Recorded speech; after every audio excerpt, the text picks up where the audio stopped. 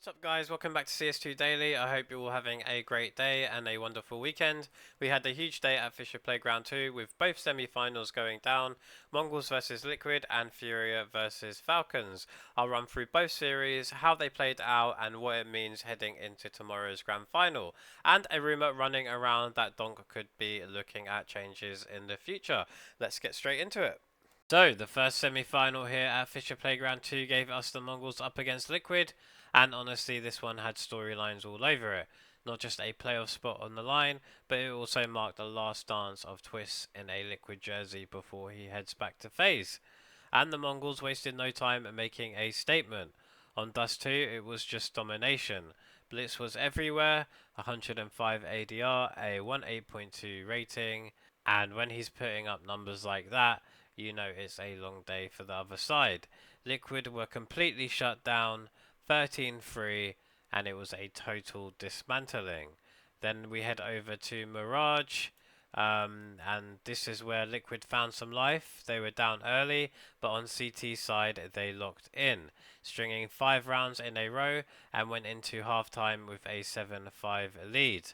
Then it was Nerds and Twist who stepped up huge. They spearheaded a 6-round streak on the attack, and Liquid slammed it home 13-5 to force a decider. And for a minute, you thought maybe the Last Dance storyline could actually carry them through. But Ancient, that was all Mongols again. They came out firing, took a 9-3 half, and Mazzino was the difference maker. He dropped a pistol ace that basically broke Liquid's spirit, and later hit a last second clutch to put Mongols on 12. Naf tried to drag Liquid back into it with a smoke defuse, but it just wasn't enough. Mongols closed it out 13-5, booking their spot into the grand final. Yeah, pretty crazy series there. Mazzino ends up top of the whole scoreboard with a 1.54 rating and a plus 21 KD, showing that Mongols have more than just Blitz and Senzu to rely on. Their depth really came through in this series. So yeah, that's Twist's run with Liquid over as well, as Liquid post their farewells on, to Twist right here, and Mongols keep pushing for what would be their second big trophy of 2025 after the Esports World Cup. So props to them, and let's see if they can ride this momentum through. Which leads us to the second semi-final in Belgrade, and it had Falcons going head to head with Furia, and what a clash this turned into. For Falcons, it was about proving they are the scariest new lineup in CS2, and for Furia, it was about finally breaking their drought and making their first offline grand final in almost 2 years. We start on Train, Falcons pick, and Yuri wasted no time showing up. He was farming right out of the gates, putting up 17 kills in just the first half alone. Even with Falcons clawing back some rounds before the break, you always felt Furia were in control. Still, Falcons had their chance at 12-11, up a man with the map basically in their hands, and they bottled it. Fallen pulls off an MP9 3k in a 5v3, and that was the turning point. From there, Furia stabilised, pushed it to overtime, and closed it out 16-12.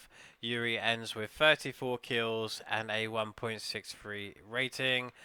Pretty insane numbers. And then we head over to Nuke, and Yakinda finally shook off his slow start from Train. He and Kesaratu set the tone early, cracking open sights and putting Furia up 4-0. Falcons tried to stay in it with some Nico and Monesi moments, but it always felt a step behind. Furia hit map point at 12-10, almost threw it away when Tesses went nuclear with a quad kill, but managed to close it out 13-11.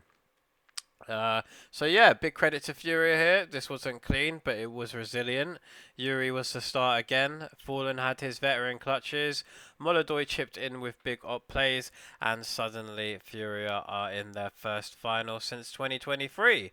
For Falcons though, this is brutal. That Train map slipped through their fingers. The 5v3 they lost at map point is going to haunt them, and on Nuke they just made too many sloppy mistakes against a Furia side that punished every single one. And in return, and as a result of that, Furia are now fourth in the world in the Valve ranking, which is really impressive. I'm not gonna lie.